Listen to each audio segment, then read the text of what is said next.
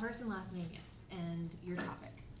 Okay, I'm Mary Esposito, and my topic is the end does not justify the means. All right, Catherine.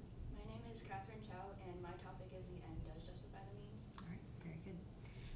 So, Mary, you have 3 minutes for your opening statement. Are you ready?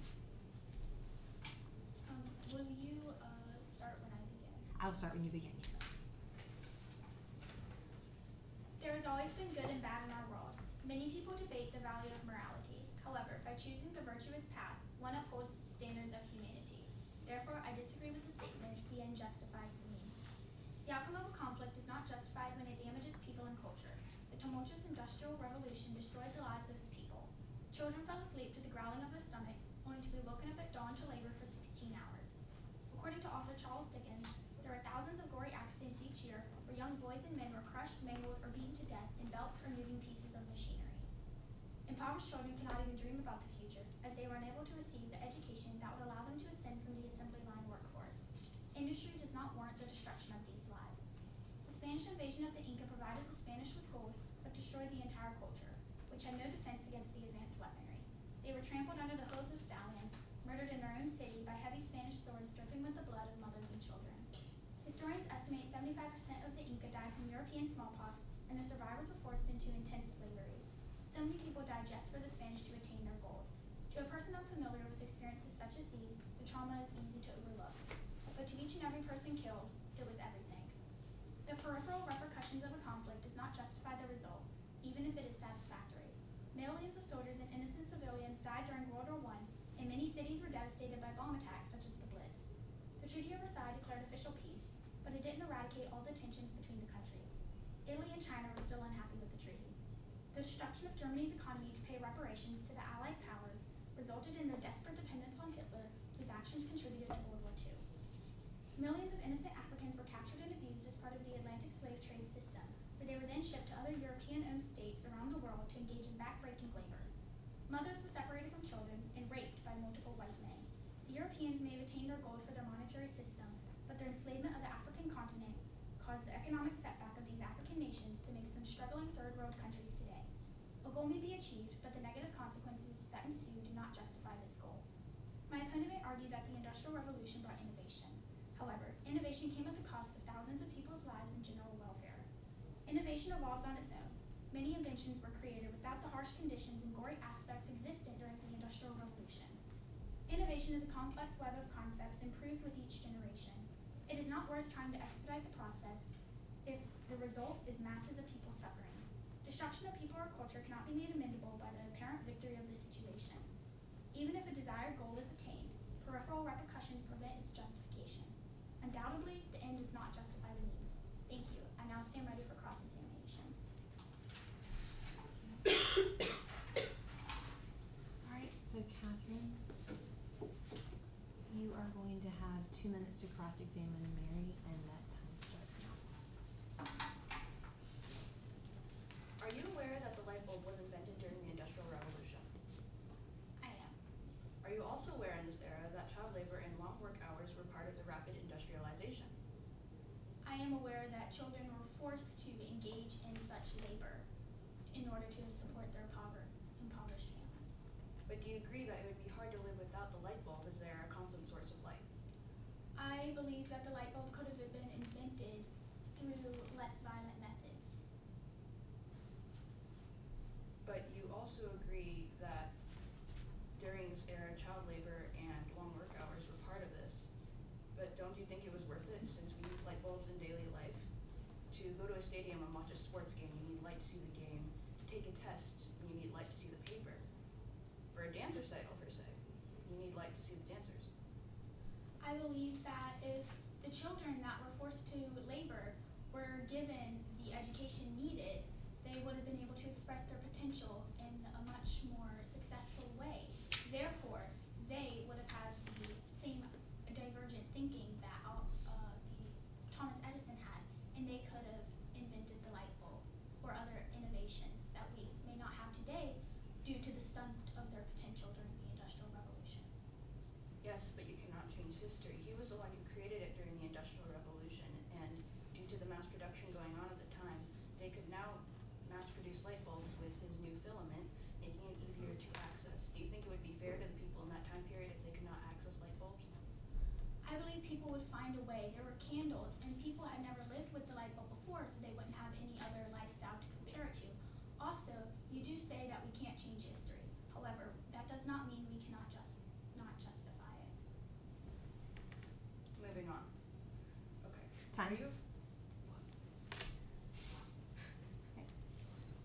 Catherine, you're going to have 3 minutes for your opening statement. And that time begins now. The overall topic of this discussion is whether or not the ends justify the means. My position on this is affirmative, as it is shown to be true in many scenarios. In the rapidly progressing society we live in, the result is most important as it affects the most people. The middle chapters of the book do not define the outcome, the last one does. In a race, how well you started doesn't determine your ranking, it's how you finished. How you got there isn't as important as the result itself. More conclusively, the result of the scenario is what determines the future, not the procedure. As Wilhelm Reich, a well-educated Austrian psychologist, once said, "You think that the end justifies the means, however vile, I tell you. The end is the means by which you achieve it. Today's step is tomorrow's life. Great ends cannot be attained by base means." If one were to cheat on an entrance or final, per se, the person who received a good score because they cheated. Although this method is dishonest, the score dictated the person's academic future. The ends justify the means in this situation due to the fact that even though cheating is wrong, the person still passed and probably succeeded. The ends justify the means also apply to World War I. Yes, 3.3 million people died and 8.3 were wounded. However, through this tragedy came the League of Nations. They caused the German military to be obliterated, no longer causing a threat. Also, they supplied multiple cultural groups with countries of their own from land taken from the Central Powers. Moreover, mandates were given to other countries present at the Treaty of Versailles, giving them more land coming out of the war.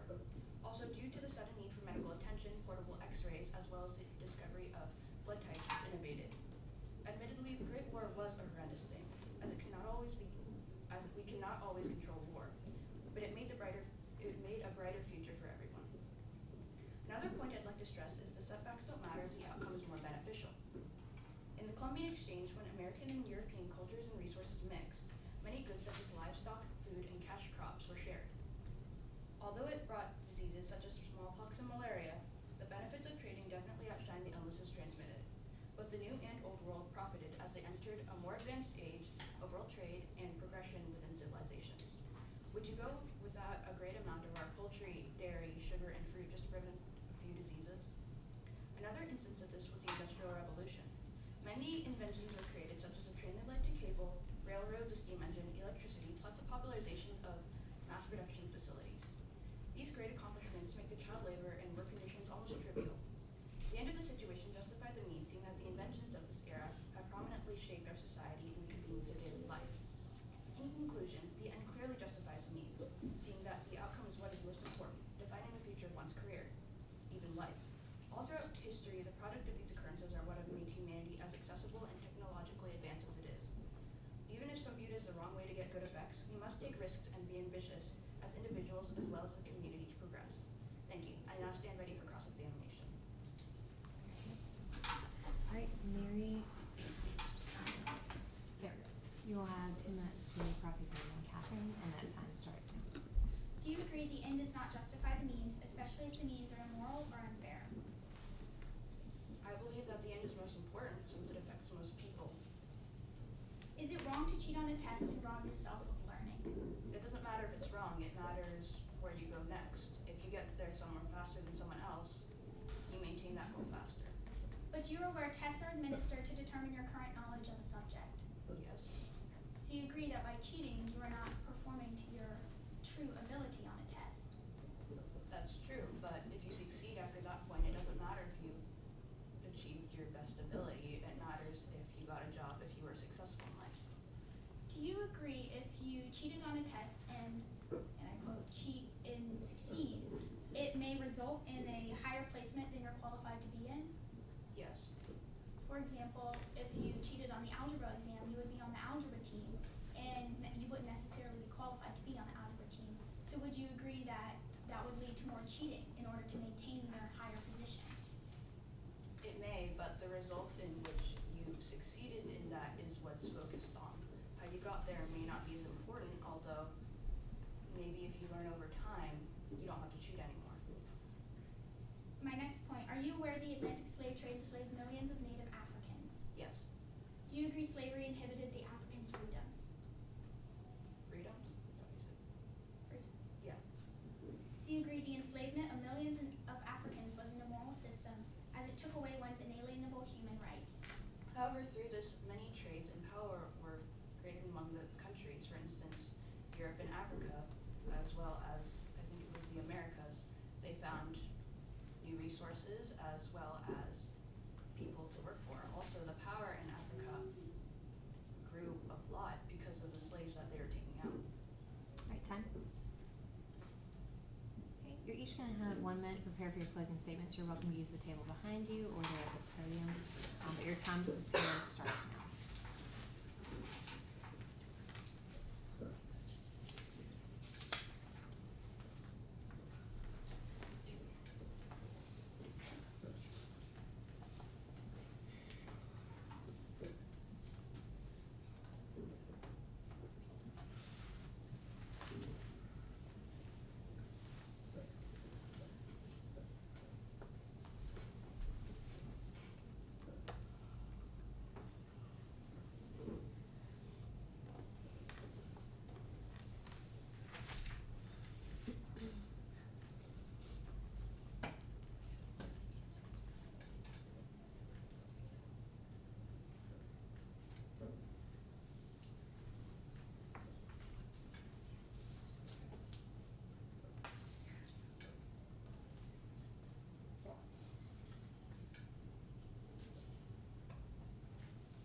Alright, your time is up.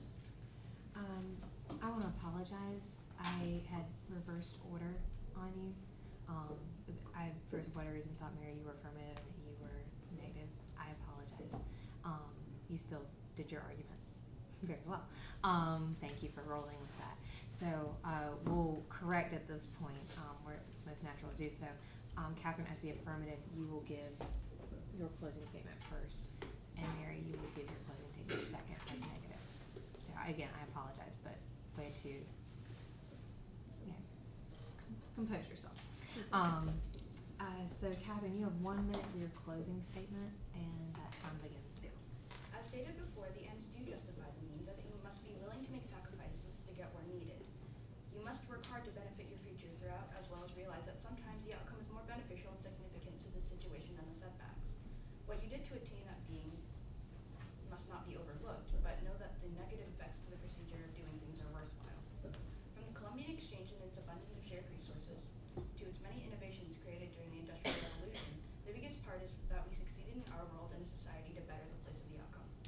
The diseases and labor conditions were an issue during this time, but it was for the greater good of humanity, letting us thrive in the constant source of food and modern technology. My opponent argued that the Industrial Revolution caused poverty throughout Europe. However, without these sacrifices, the world would be completely different. Our technology may not be as advanced, the tablets we use may not be as improved.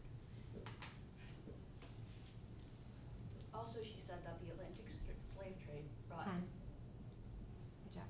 Alright, Mary, you're going to have 1 minute for your closing statement. That time starts now. In conclusion, the end does not justify the means. The loss of people and culture does not condone the outcome, and neither do the negative peripheral consequences.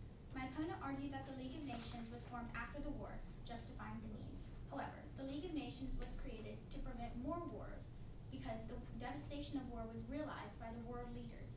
However, the means of situation should be justified by their righteousness, not by the outcome. There is always a less violent way to resolve a conflict, and bloodshed should not be justified by any victory.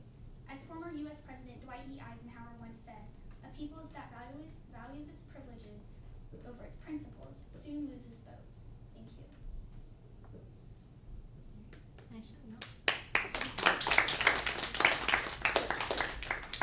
Okay, you're welcome to have a seat.